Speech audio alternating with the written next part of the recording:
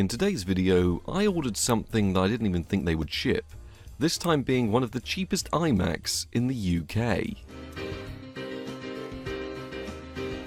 So this right here is meant to be one of the cheapest iMacs in the UK, ordered on a whim while I was at work from the CEX website when I was browsing for full desktop PCs in the lowest to highest category. Usually it's just Raspberry Pis and things like that until you hit the sort of 50-60 quid mark. But no, I saw an imageless random listing for a poor condition full iMac. And I didn't even think they were going to ship something like this. Usually you order them and then they just cancel the order a few days later. But no, apparently CEX are selling iMacs for this cheap. And we got a random box arriving straight from them, so why don't we get around to opening it and seeing, did they actually send me what I ordered?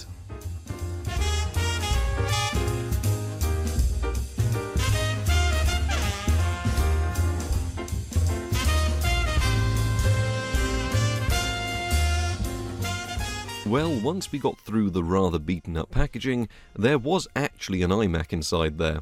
Whether or not the questionable condition was because of the postage, the price, or the fact that CEX really shouldn't have taken something in this condition in exchange, they're all open for consideration. The most questionable part of all was the hinge.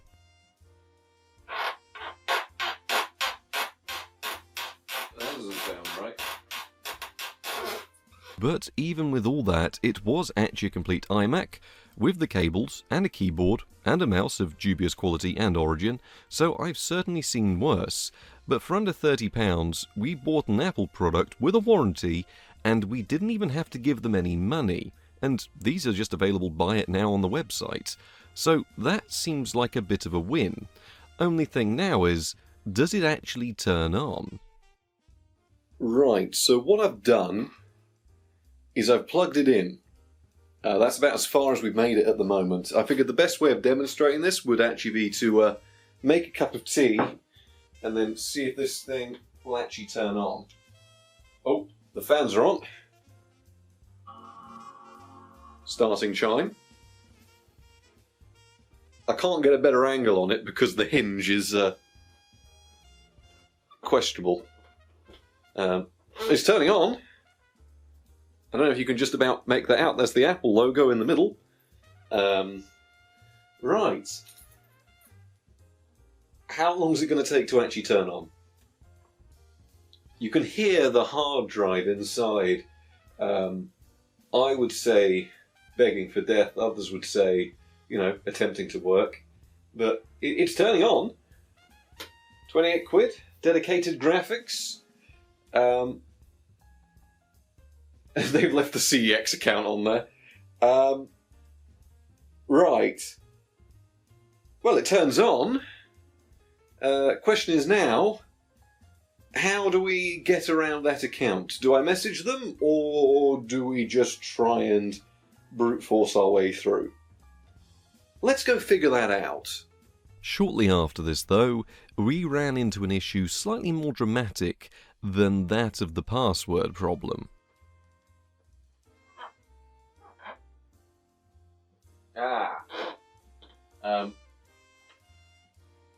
Lifting it up too much makes it turn off.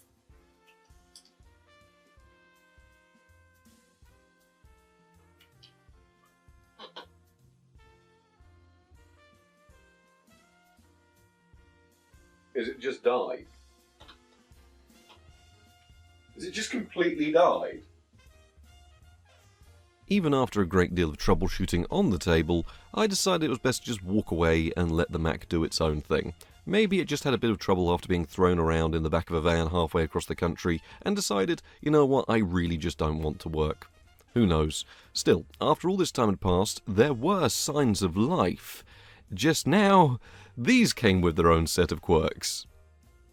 Not that I really like doing live updates, but after that slight mishap, it turns on fine, again, but only on the floor next to the Henry Hoover. This is going to be a weird video, isn't it? Anyway, let's try and, I don't know, brute force our way on to it, I suppose.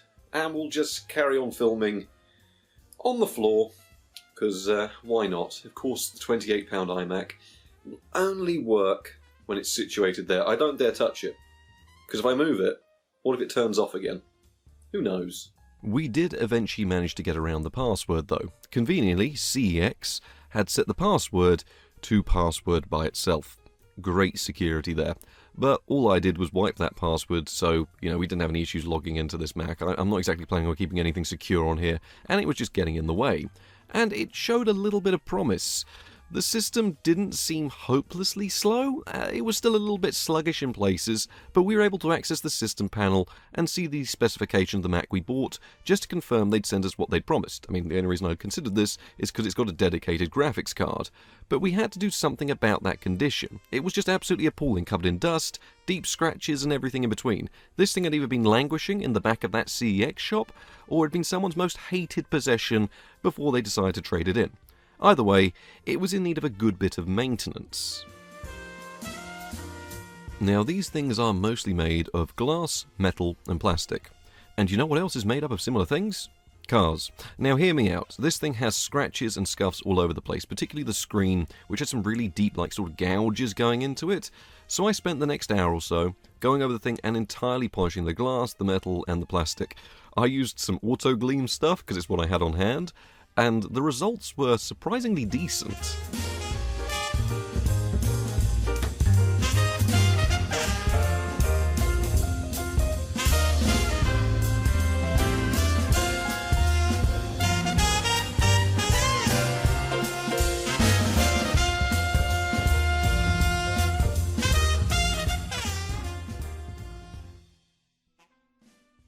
Now, with all that cleaned up surprisingly well, I mean, you can see the reflection in the screen here. It cleaned up beautifully, at least compared to the condition it was before. We can get on the specs of this here iMac.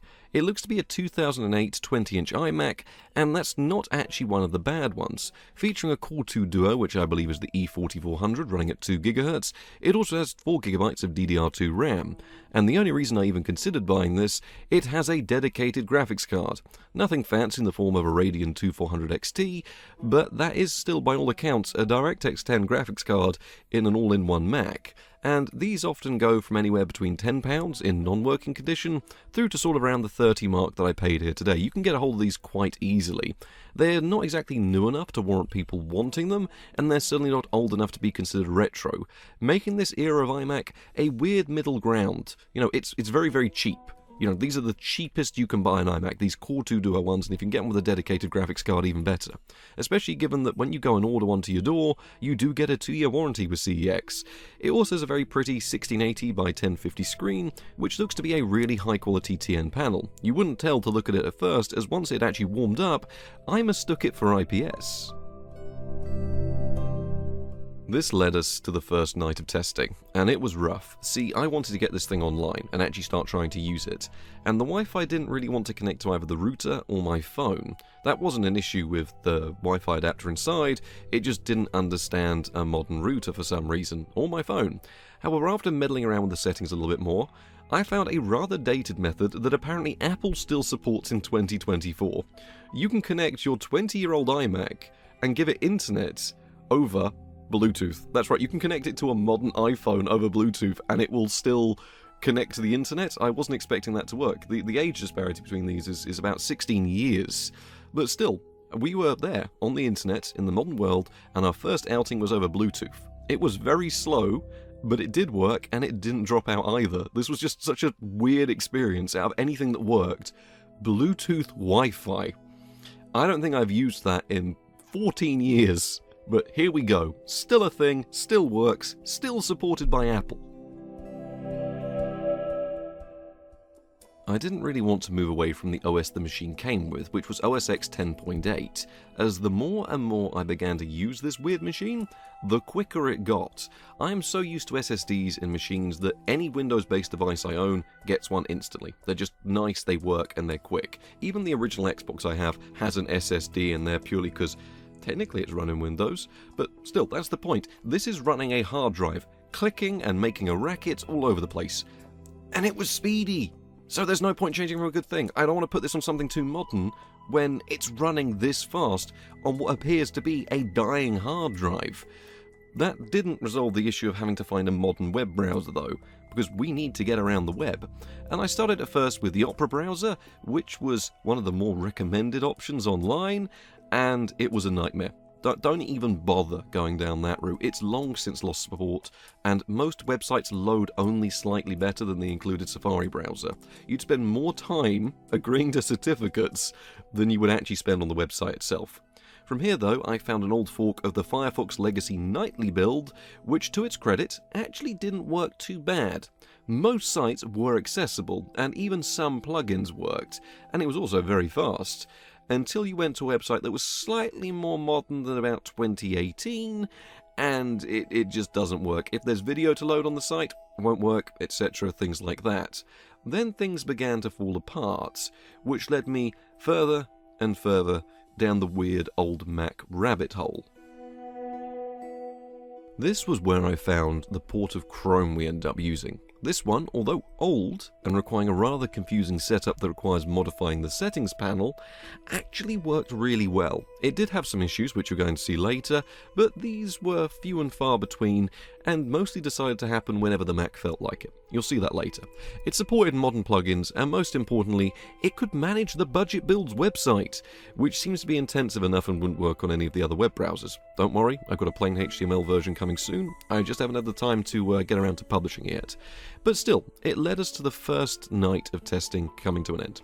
We had the Mac working, we had it browsing the web with questionable methods and questionable web browsers, but we wanted to push things further. The next few days were spent trying to install as much software as possible. I went through all the sheds to find some old Mac OS X applications and some game disks because I known full well that the day would come, and apparently I've decided to keep these. I mean, why not?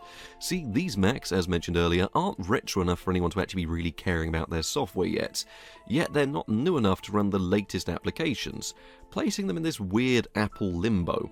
They're too new for enthusiasts to not absolutely despise them, they're too cheap and old for Apple fans to actually want them because they've already bought something new, and they're too oddball for the general person to think, I'm going to go out and buy an old iMac.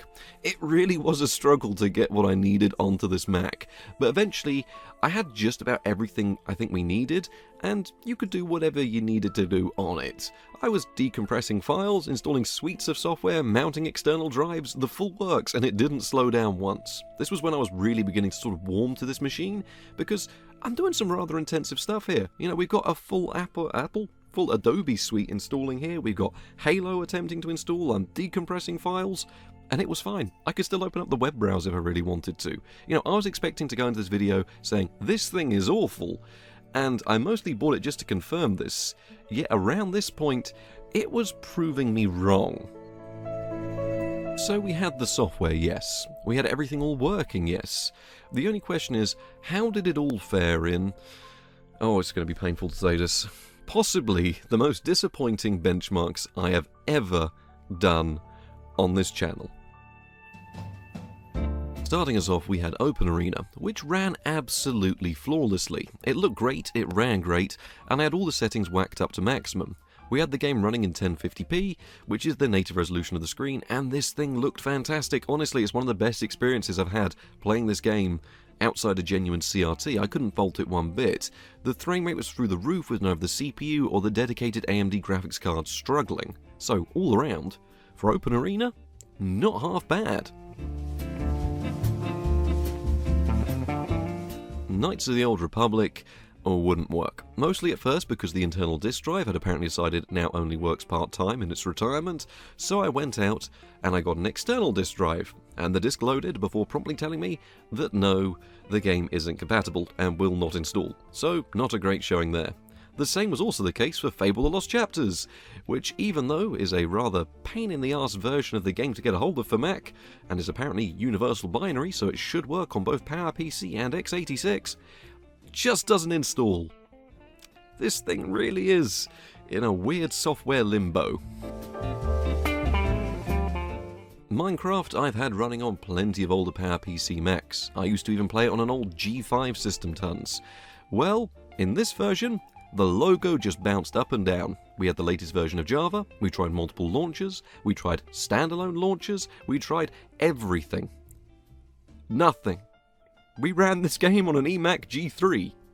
And here we are with all the power in the world, and no dice. It's a bit ridiculous, that.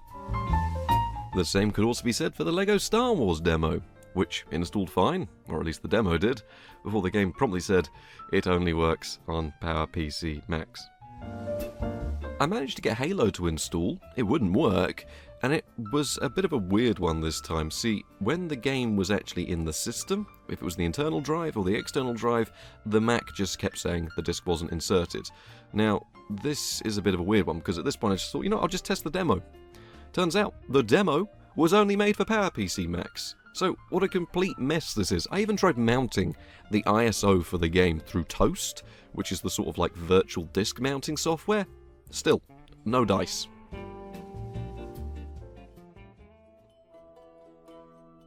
So, yeah, we managed to test one game.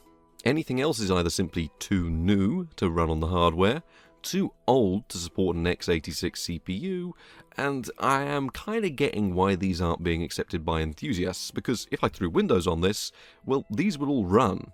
But good luck actually trying to get anything outside open source stuff or abandonware from the sort of late 2000s to actually run. I couldn't even try things that I wanted to try, because I went into this thinking, you know what, back when these came out, they ran things like SimCity 5, and, that'd be ideal for testing.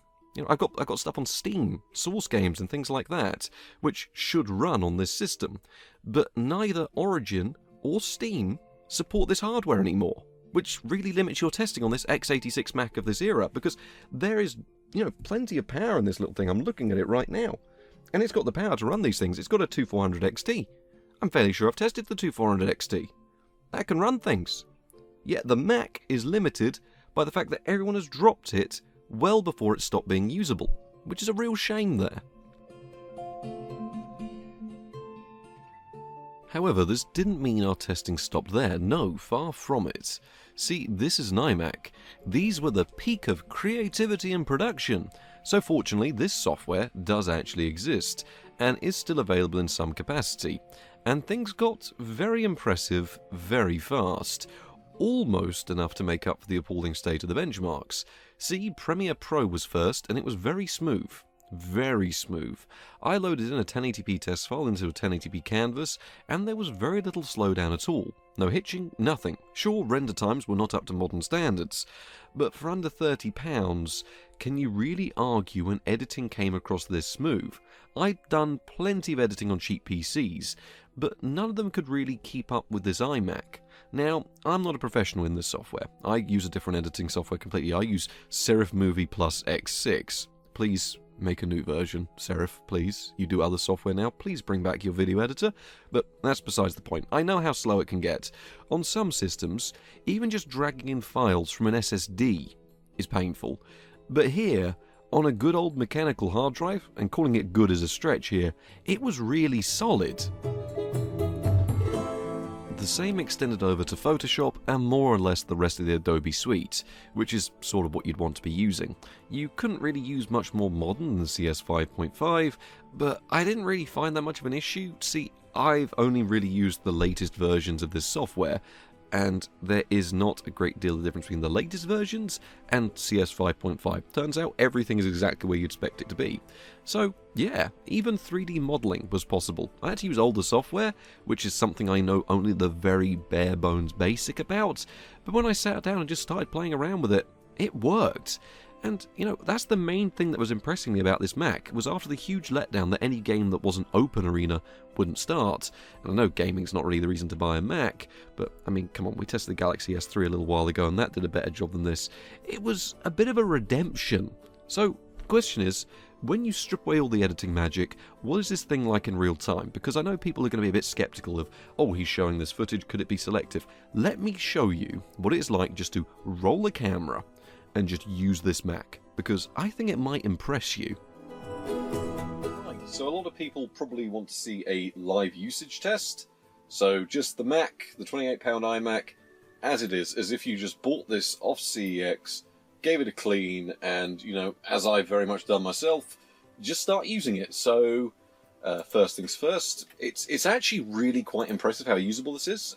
Ignore this. For some reason, Chromium does this sometimes on startup. I'm not too sure why. When we open a new tab, it fixes itself. And then if we go to the Budget Builds website,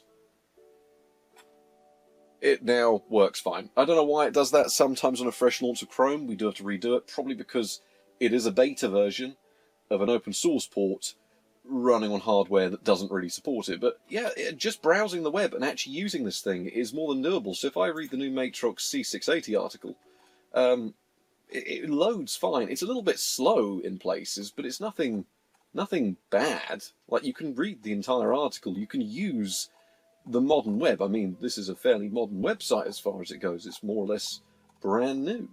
But it works, and you can actually use it and use the internet. When it comes to loading things, it can take a hot second to do it, but it's not unusable. And then you can head to other websites. In this instance, we get this weird screen again.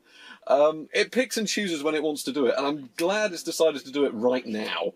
So we can hear myself talking in the background. And, oh no, it's not happy. So what we'll do, this is why we're getting a live usage test. What we'll do, this is not going well. What we'll do is now open Chrome again, and we'll hope that this time it just works. So give it.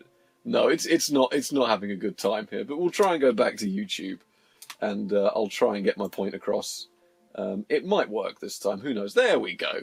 So as you can see, we can get to YouTube. I'm going to mute it because we don't want to hear two versions of myself talking across each other. And it works. It works really well. I mean, it's playing in 144p there, but the page loads. We can get onto websites. I believe we're running H.264ify here, which is the reason why we can actually load high definition video and it plays okay.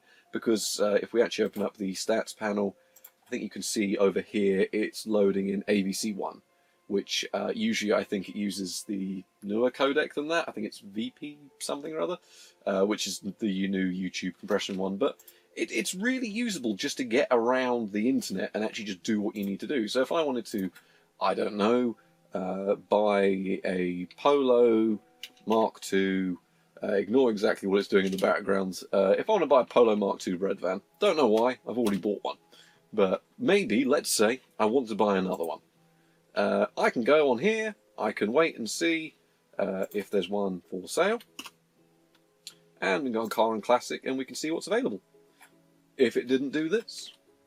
There you go. So it is usable. I don't know why it's doing that more today than it has been. But yeah, as we can see here, we can go and look at them for sale and possibly buy one. I would not pay that price.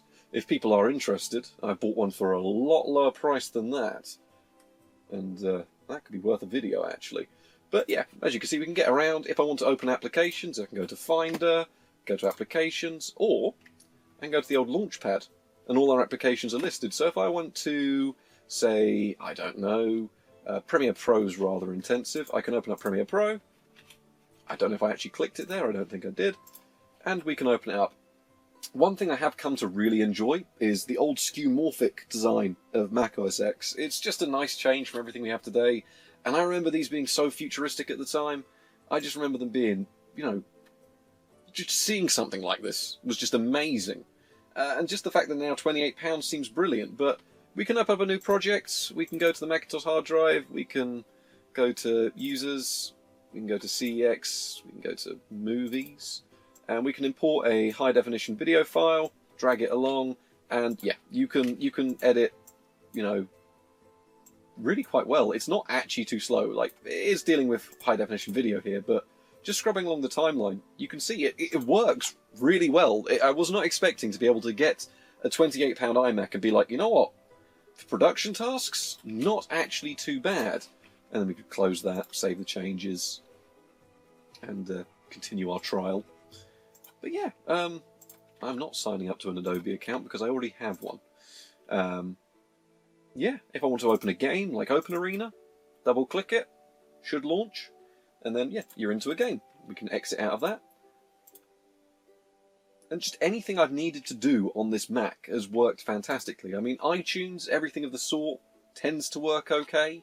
iTunes could not connect to this iPhone, probably because this iPhone is vastly newer, and it would like to download the latest version. We're not going to do that at the moment because I have no reason to sync my phone to this. But yeah, really, really usable and far quicker than it has any right to be. I mean, even I've used computers today that don't open Chrome 1 in this state, but at least not this quickly. Like, you are able to open applications. I've just finished my uni degree, and when I've had to open the Adobe Suite, you are sitting there for a good 5 to 10 minutes, even on decent computers, modern ones. And you can't get into it as quick as we're getting into applications here. You know, if I want to open Photoshop, wherever Photoshop is, I can open Photoshop completely from a cold boot, and within seconds, we are in Photoshop. It's ridiculously fast for an old hard drive based Mac, and I just was not expecting this. So, I'm really impressed.